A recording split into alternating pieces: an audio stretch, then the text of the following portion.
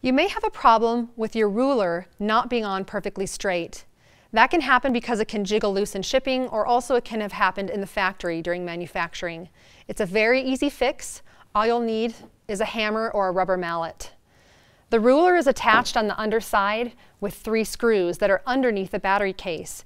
If your ruler is off by just a tiny margin and you can visibly see that there's a wider space at one end than the other end at the top of the grid, then you just need to get a hammer or a rubber mallet and make a few taps to move it back to the direction it needs to go. For example, if it's too low at this end, then you tap it and it will move up.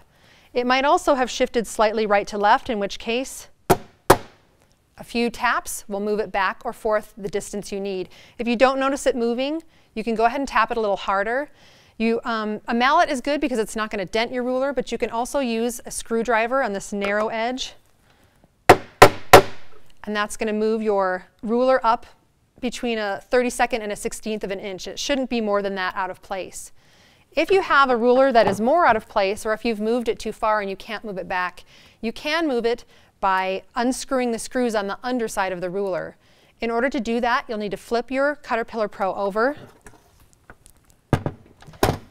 and remove these tiny 5 screws that hold on the battery case with a Phillips screwdriver.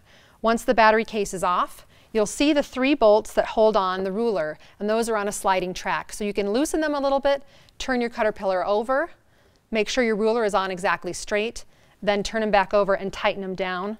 Put your battery case back on, and that should fix your problem. But generally speaking, just a few taps with your hammer are going to move your ruler exactly back into place.